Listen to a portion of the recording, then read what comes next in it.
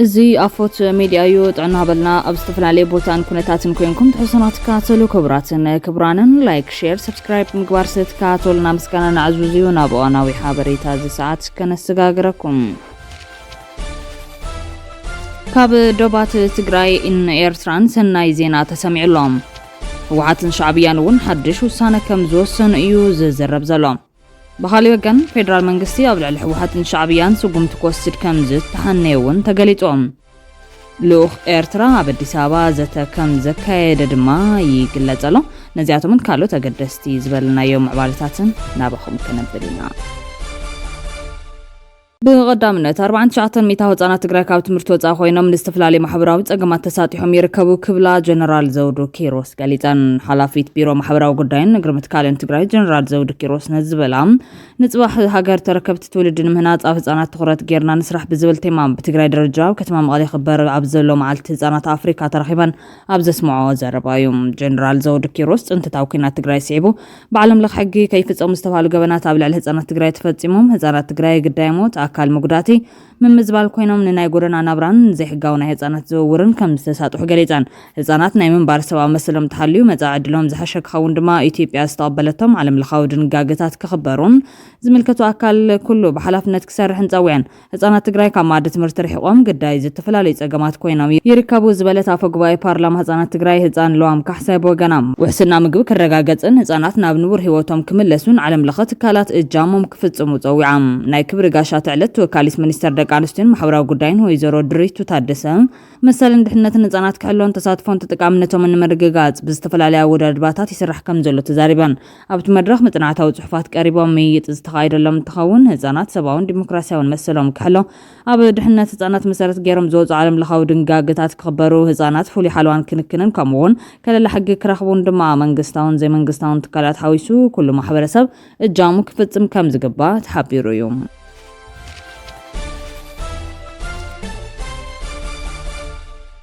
لعلي 480 جملة مغابرات بعسرتا تشحات زغزرو عنوات مسرت المعاتن لعلي 609 شح سدراويتاتن بوض أراس تدحسسات وطي مردات تسنيريلو كومشن مزنعاتي جونوسايد تقراي اتكومشن نزف لطاب زباتات كايدو تسنح مدرخ مخكر لوميا بكتما مغالا مزازما بزكايدو اللوان كوينو قنا زي تدحسسو بوتاتات كمزلوون قاليتوم بسنكو خينات كل مداعين وتبزحات تقراي أبلع الهوات ساب نبراتن هاف تفترون استفتزمت انتات كلو كسن ديق بازبلو كومشن مزنعاتي جونوسايد تقراي يمان زراي بميلاتات مكا مرداتا كل مدى مزنعات بمكياد قصاو مرداتات يسندو كامزلو قاليتوم جونوسايد تقراي بسباو فطور استغايدات كحكح فتزام يزبلو كومشنر يمانم اتكومشن لعلي 480 جملة مغابرات كم سندن أبلع لي 693 شحن 872 سدراويتات بغوز راس تدحسسات وطي مرداتا كمزلون بمقلات ولون أوز عاد ኣብ ትምህርቲ ይኹን ካሊ እዋኒን ጽንሕ ተጋሩ ዝበጽሖም በደላት እውን ይስነድ ኣሎ ክብል ገሊጾም ኣብ መሰረታዊ ግልጋሎታት ትምህርቲ ጥዕናን ካልኦትን ዝበጽሐ ዕንወት ከቢድ ምዃኑ ዝገለጹቶም ኮሚሽነር ኣብ ሓድግታት ትግራይ እውን ትሉም ዕንወት ከም ዝበጽሐን ማሕበራዊ ቁጠባዊ ዕንወት ዝበጽሐ ትግራይ ኣብ 2012 ዓ.ም 29600 ሚታዊ ዝነበረ ጸፍሒ ድኽነት ትግራይ ኣብ 2014 ዓ.ም 91 ሚታዊ ምብጽሑ ገሊጾም እቲ ኮሚሽን ጸታዊ ዓመጽ ኣብ ልዕሊ ዝተፈጸመ ደቂ ኣንስትዮ ትግራይ ኣብ ዘካየደ መጽናዕቲ ኣብ ሓደ ወረዳ ጥራሕ ዝተዓመጻ 210 ደቂ ኣንስትዮ 57 ኣብ ደመን HIV ኤድስ ከም ዝተረኸበን ብምግላጽ እዚ ብውስን ካብ ዝተረኸበ መጽናዕቲ ምዃኑ ኣገንዚቦም እቲ ኮሚሽን ዘካየደ ዘሎ መጽናዕቲ ኣብ ትግራይ ዝተፈጸመ ጽንተት ከይርስዓን ከይድገምን ከምኡውን ፍትሕ ተረጋጊጹ ብዱላት ካሕሳ ዝረኽብሉን ፈጸምቲ ገበን ተፈልዮም ኣብ መድረኽ ፍርዲ ዓለም ዝዳነዩሉን ኩነታት ንምፍጣር ምዃኑ ገሊጾም እዞም ኣብ ትግራይ ዝተጸንዑ ዕንወታት ውጽኢቶምን ዓለም ለኻዊ ትካላት መጽናዕትን ዓለም ለኸ ሚድያታትን ክበጽሕ ከም ዝተገበረን ኣብ ውሽጢ ዓዲ ድማ ከይርስዕ ከይድገም ብዝብል ንልዕሊ 32,000 ወገናት ስልጠናታት ከም ዝሃበን ኮሚሽን መጽናዕቲ ጆኖሳይድ ትግራይ ኣፍሊጡ ዘሎ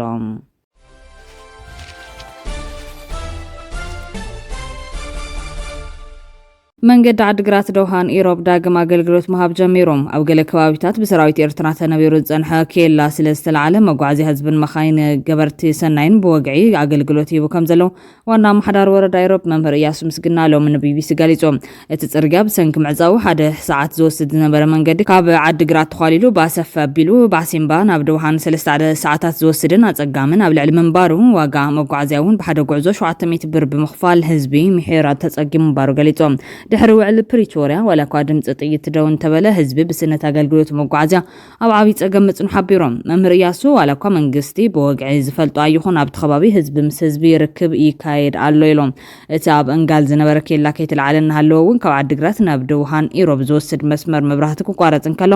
ዓበይቲ ዓዲ ምስ ሰራዊት ኤርትራ ብምዝርራብ ሰሙያ ከይዶም ስራሕቲ ፅገና ይውግኑ ምንባሮም እቲ ዋና ኣመሓዳሪ ይገልጽ እቲ ዋና ኣመሓዳሪ ከም ዝበሎ ኣብዚ እዋን እቲ መንገዲ ብምኽፋቱ ትካላት ረድኤት ኣብ እንጋል ፅገና ስተማይ ኣካይዶም ኣለዉ መምህር እያሱ ተሓሒዙ ብሄረሰብ ኢሮብ ኣብ ሓደጋ ምጥፋእ ዝርከብ ህዝቢ ምስ ምዃኑ እዚ ዝተጀመረ ርክብ ህዝቢ ምስ ህዝቢ ስነልቦናዊ ነፃነት ፈጢሩ ኣሎ ክብል ኣረድዮም ብሰንኪ ስእነት ሰላምን ምርግጋዕን ብርክት ዝበሉ መናእሰይ ናብ ሊብያን የመንን ዝስደዱን ዘይሕጋዊ ዝውውር ሰባት ዝረኣየሉን ምንባሩ ዝገለጸ ኣመሓዳሪ ሕዚ ግን ተነጻጻሪ ሰላምን ህድኣትን ክርከብ ምኻሉ ኣፍሊጦም ብመሰረት መግለፂ መምህር እያሱ ትሕዚ ዝረአ ዘሎ ሰላምን ተጀሚሩ ዘሎ ህዝቢ ምስ ህዝቢ ርክብን ብወገን ኤርትራ ኬላ ምልዓልን ሰራዊት ናብ ድሕሪት ምምላስን እቲ ኩነታት ካብ ዝኸፈአ ናብ ዝሓሸ ይሰግር ኣሎ ኢሎም ህዝብን ሰራዊትን ክልቲኡ ሃገር ብኹናት ዘንፀርፀረ ምስ ምዃኑ ሰላማዊ ርክብ ዝደልዩ እንትኸውን ግዝያዊ ምምሕዳር ትግራይን መንግስቲ ፌደራልን ወግዓዊ መልክዕ ከትሕዞ ይግባእ ተባሂሉሎም እዚ ከምዚ ኢሉ እንከሎ ብወገን ደቡብ ኤርትራን ዞባ ማእኸል ትግራይን ቀንዲ መሳገር ኣብ ዝኾነ ሩባ መረብ ካብ ኤርትራን ትግራይን ዝመፁ ህዝቢ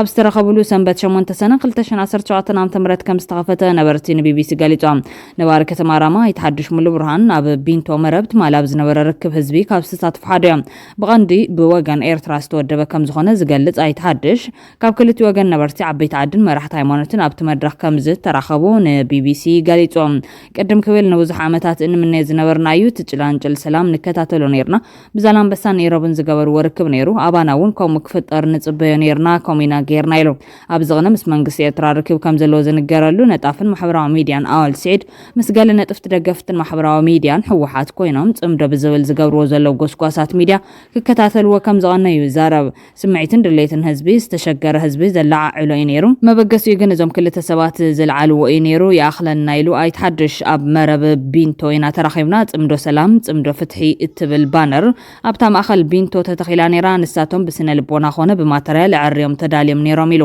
መራሕቲ ሃይማኖት እውን ከም ዝተሳተፍሉን እንጉደት ምሳሕ ከም ዝነበረን ሓቢሮም ኣቦይ ግዛው ዝተባሃሉ ካሊእ ተሳታፋይቲ መድረኽ ድማ ብጣዕሚ ጽቡቕ ነይሩ ኣነ ተሓጒሰ እየ ክትሪኦ ከለኻ ዝተፈላለየ ህዝቢ ክራኸብ እንተሎ ዝበክ ነይሩ ከምዚ እንተቐፂሉ ጽቡቕ ውፅኢት ክመጽእ ኢለየ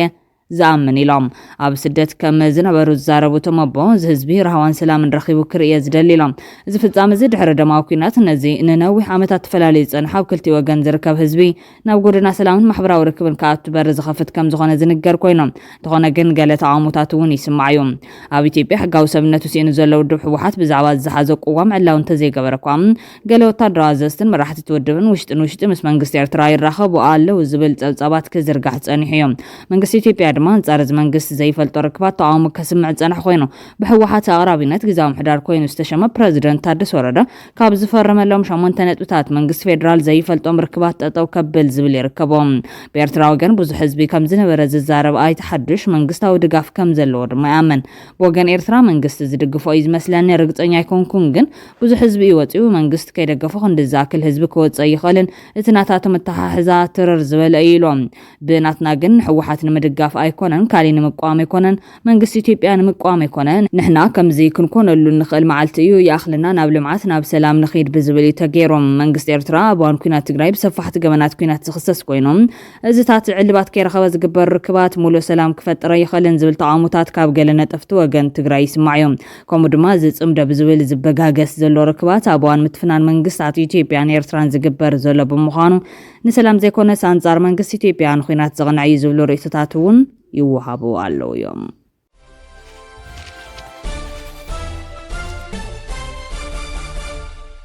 ልኡኽ ኤርትራ በአዲስ አበባ ዘተመክያዱ ብዙሓት ይዘራርበሎም ብፈጻሚ ጉዳያት ኤምባሲ ሃገረ ኤርትራ በኢትዮጵያን ቋሚ ልኡኽ ኣብ ሕብረት አፍሪካን ቁጠባዊ ኮሚሽን አፍሪካን ናይቲ ቢንያም በርሀ ምስ ኮሚሽነር ፖለቲካዊ ጉዳያት ሰላም ጸጥታን ሕብረት አፍሪካ ተራኺቡ ሰፊሕ ዘተ ኣካይዱ ዝብል ሓበሬታ ወፂሎም ኢትዮጵያን ኤርትራን ኣብ ዝለዓለ ምትፍናን ኣብ ዝኣትዋሉ ወቕቲ ንምንታይ ኤምባሲታትን ዘይዓጽዋ ዝብል ድማ ብዙሓት ዘሎ ሕቶ ኮይኑሎም ኣብ ዝቐረበ እዋን ኣብ መንጎ ክልቲአን ሃገራት ተፈጢሩ ዘሎ ምትፍናን ናብ ዳግማይ ግጭት ከየምርሕ ስጋትን ጽላል ይርከብ ብወገን አዲስ አበባ ኣፍ ደገ ባሕር ንምርካብ ክወሃብ ጸንሐ መግለጽታትን ዝተወሰደ ተበግሶታትን ብወገን ኣስመራውን ተደጋጋሚ ግብረ መልሲ ከም ዝተዋሃበ ይፍለጥ እዮም። ኣብ ዝሓለፈ 2 ሰሙን ዝተራእየ ዳርቢ ቃላት እውን ኣካል ናይቲ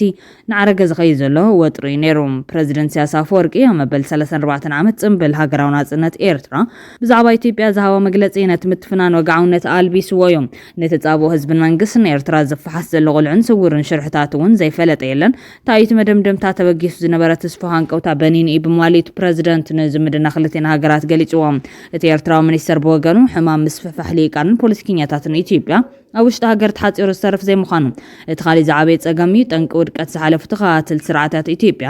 ካብ ዝኾነ ረቑሒታት እቲ ዝዓበየ እዚ ካብ ምስፍና መስፋሕፋሕ ኣተሓሳስባ ዝነቅል ዘይናትካ ክትግብት ናይ ምድላይ ዓማፅ ባህርያት እዩ። ብሕልፊ ድማ ናብ ባሕሪ ገጽካ ምስፍሕፋሕን መስኮት ባሕሪ ክትመንዝዕ ምድላይን ንኹሎም ዝሓለፉ ስርዓታት ናብ ውድቀት ዘምርሖም ሕዱር ሕማም እዩ ኢሉዎሎ። ሕልሚ ምስፍሕፋሕ ሊቃንን ፖለቲከኛታትን ኢትዮጵያ ብተደጋጋሚ ተሳዒሩ ከብቃዕ ክሳብ ሕዚ ካብ ድቃሶም ክነቕሑ ዘይምኽኣሎም ዘገርም እዮም። ኣብ ዝሓለፈ 1 ዓመት ደግሲ ናይ ዝሕማም ዝበዓውታ ከጋውሕ ሰሚዕና። ተልመዴን ተንተኖ ጂኦፖለቲካ ኣብ ማሕበራዊ መራኸቢታት ጥራሕ ዘይኮነ እንኮላይ ኣብ መንግስታዊ ሚድያታት እናተዓደሙ ንኻሊእ እኳ ከደናግሩ ዘይኽእሉ እንትኾኑ ንህዝቢ ኢትዮጵያ ትፋሕ ሕማሞም ክደግሕሉ ይውዕሉ ኣለዉ።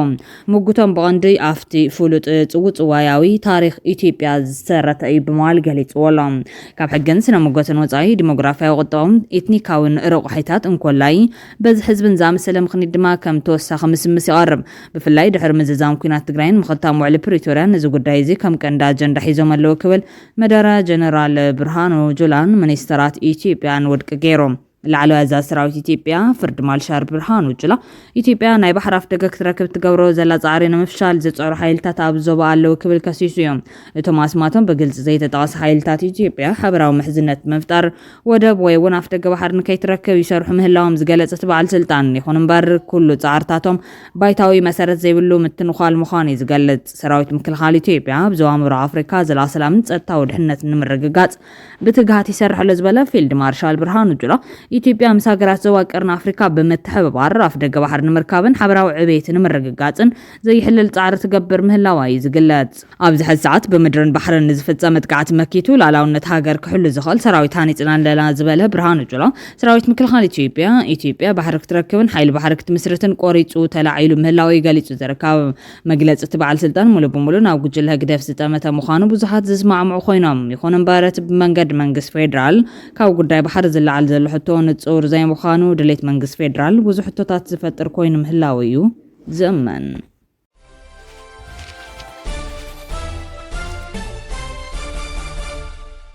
ካብ ናብ ሕቡራት ኢማራት ዓረብ ዝካየድ በረራታት ይቋረጽ ምህላው ተሓቢሮም። ብሰንኪ ኩናት እስራኤልን ኢራንን ካብ ናብን ሕቡራት ኢማራት ዓረብ ዘካይዳ 4 ዓበይቲ መንገዲ ኣየራት እቲ ሃገር ከቋርጻ ከም ዝተገደዳ ይንገር ኣሎ። እተን መንገዲ ኣየራት ኤምሬትስ፣ ኢትሃድ፣ ፍላይ ዱባይ ከምኡውን ኣየር ዓረብያን ተባሂሉሎ። ብተወሳኺ ኣብ መንጎ እስራኤልን ኢራን ዝካየድ ዘሎ ናይ ኣየርን ሚሳይላትን መጥቃዕትታት እውን ቀጺሉ ውዒሉን ኣምሲኑ ኣሎ። እስራኤል ኣብ ኒኩለሳዊ መደብራት ብሰፊሑ ክትድብድብ ከላ ኢራን ድማ ከም መልሰ ተግባር ንመጀመርታ እዋን ኣብ ታሪኻ ውሽጢ ከተማ ቴል አቪቭ ንመከላኸሊታት ጸረ ሚሳይላት ሰንጢቓ ዕውት ደብዳብ ከተካይድ ክኢላ ኣላ። እዚ ንሰመዝ እስራኤላውያን እውን ኣሰንቢድዎም ኣሎ። እንተኾነ ግን ቅድም ኢላ እስራኤል ኣብ ርእሲ ዝተፈላለዩ ላዕሎት ኣዘዝ ሰራዊትን ተመራመርትን ኒኩለሳዊ መደብራትን ኢራን ዘብጽሕቶ ጉድኣት መዐየሪ ዘይብሉ ኮይኑ ተረኺብሎም። ነዚ ስዒቡ ሓላፊ ትካል ስለየ ሓለዋ ሰውራ ኢራን መሐመድ ካዛሚን ምክትሉ ሓሰን ሞሃቅን ብመጥቃዕቲ እስራኤል ከም ዝተቐተሉ ትካል ኣረጋጊጾም። ሚኒስተር ጉዳያት ወጻኢ ኢራን ኣብ ዝሃቦ መግለጺ እስራኤል ንጥቃዕታ ደው እንተቢላቶም ምላሽና እውን ደው ክብል ኢሎም። ሚኒስተር ጉዳያት ወጻኢ ኢራን ኣባስ ኣራግቺ ኣብ ቴህራን ንዝርከቡ ዲፕሎማስኛታት መግለጺ ሂብሎም። ድሕሪ እቲ ምስ እስራኤል ዝተፈጠረ ግጭት ንፈለማዋን ኣብ ዝሃቦ መግለጺ ንሕና ንነብስና ንከላኸል ኣለና፣ ነብስና ምክልኻል ሕጋዊ መሰረት ኣለዎ፣ ነቲ ኣብ ልዕሊና ዝፍጸም ዘሎ ዓመፅ ምላሽ ንህብ ኣለና፣ እቲ ጥቃዕቲ ደው እንተኢሉ ምላሽና እውን ደው ክብል ባህርያዊ ኢሎም። ወሲኹ ድማ እስራኤል ኣብ ልዕሊ መደብር ነዳዲ ደው ፓርስ ዘካየደቶ መጥቃዕቲ ዓብዪ ጌጋ እዩ ነይሩ። ዝዕደና ነዳዲ ባናን ቀጠርን ብሓባር ዝመሓደር እዩ። እዚ ድማ እስራኤል ነቲ ግጭት ኪኖ መሬት ኢራን ክትዝርግሖ ሓሳብ ከም ዘለዋ ዘርኢ እዩ። እቲ ኣብ መንጎ ኣሜሪካን ኢራን ዝካየድ ዘሎ ኒኩለራዊ ድርድር እስራኤል ከተዓንቅፎ ጀመረት በዓላያ ክብል ዝጠቐሰት ሚኒስተር ኣሜሪካ ኣብቲ መጥቃዕቲ ዝኾነ ተሳትፎ ከም ዘይነበራ ዝገልጽ መልእኽቲ ብዝተፈላለየ መንገዲ ይመጸና ኣሎ። እዚ ግን ኣይንኣምንን ኢና፣ ብሓቂ ኣብዚ ጉዳይ መርትዖታት ንክብል ኣለና ክብል ኣራብ ኒውስ ጸብጺቡ ዘሎ። ድሕሪ እዚ መግለጺ ሚኒስተር ጉዳያት ወጻኢ ድማ ኢታማጆር ሹም እቲ ሃገር መግለጺ ሂቡሎም። ክሳብ ናይ መወዳእታ ትንፋስና ንሉዓላውነት ኢራን ክንከላኸል ኢና ክብል ድማ ምላሽ ተዛሺቦም ሓላፊ ስታፍ ዕጡቕ ሓይሊ ኢራን ሜጀር ጀነራል አሚር ሃታሚ ምስቶም ምንታ ሃገሮም ህይወቶም ዝሰውኡ ተባዓት ወታደራትና ብሓባር ክሳብ ናይ መወዳእታ ትንፋስና ሉዓላውነት ኢራን ክንከላኸል ኢና ኢሉ ወታደራዊ መኮንን ኢራን ነበር ሜጀር ጀነራል አሚር ነቲ ዝተመደበሉ ሓላፍነት ድልነቱ ብምግላጽ ቅድሚ ሂደት መዓልታት ብዘጋጠመ መጥቃዕቲ እስራኤል ህይወት ሰብ ብምሕላፉ እውን ዓሚቕ ሓዘን ገሊጾም እቲ ሓላፊ ስታፍ እውን ነቲ መጥቃዕቲ ኣድማዕ ምላሽ ንምሃብ ስጉምታት ንምውሳድ ቃል ከም ዝኣተወ ገሊጹ ኣሎ ወሲኹ ድማ ሰራዊት ጠለባት ብምምላእ ናይ ውግዕ ዓቕሚ ንምጥንኻር ይሰርሕ ከም ዘሎ አገልግሎት ዜና ሃገር ሓቢራን ኣብ ራምዓይ መዓልቱ ዝኣተወ ግጭት ክልተን ሃገራት ብክልቲኡ ወገን ህይወት ዝጠፍአን ኣብ ትሕቲ ቅርፂ ሰፊሕ ጉዳት ከም ዝወረደን ይፍለጥ እዮም እዞም መጥቃዕትታት እስራኤል ደው እንተዘይሎም ቀንዲ ዕላማታት እስራኤል ክድምሰሱ ምዃኖም እትሕነ ዘላ ኢራን ክሳብ ሕዚ ኣብ ልዕሊ ወሰንቲ ዕላማታት እስራኤል እቲ ዝኸፈ ዕናዊ መጥቃዕቲ ክትፍጽም ምዃና ጠንቂቓላ ኢራን ኣብ ልዕሊ እስራኤል ትገብሮ ዘላ ዕላማ ዝገበረን ዕናዊ ወፍሪ ክትቅጽሎ ምዃና ነጠንቂቓላ ሓለዋ ሰውራ ኢራን ኣብ ልዕሊ እስራኤል ሓደገኛ መጥቃዕቲ ከም ዝፍጽምን ኣድላይ ወታደራዊ ስጉምቲ ክሳብ መወዳእታ ከም ዝወስድን እዩ መግለጺ ኣውፂኡ ዘሎ እስራኤል እውን ኣብ ኢራን ዘጋጠማ ስጋኣታት ከተጥፍእ ምዃና ተፈራርሕላ እዞም ክልተ ተናሓናሕቲ ሓይልታት ኣብ ሰለስተ ተኸታተልቲ ናይ ለይቲ መጥቃዕቲ ዝተዋፈሩ ኮይኖም ኣብ መላእ ማእኸላይ ምብራቕ ሓደጋ ኩናት ከም ዘዕበዩ ይንገረሎም ክቡራትን ክቡራንን ቤተሰብ ኣፎት ሚድያ ነሳዓት እዚ ናብኹም ከነብሎም ዝሓዝናዮም ሓፀርቲ እዋናዊ ዛዕባታት ኣቕሪብና ከንቢትና ኣለና ሰናይ ምክትታልኩም ኣዝና ንመስግን ክብረት ያበልና ኣብ ዝቕፅል ብካልኦት ሓበሬታታት ክሳብ ንራኸብ ላይክ ሼር ሰብስክራይብ ምግባር ቤተሰብ ኣፎት ሚድያ ኹኑ ሰናይ ግዜ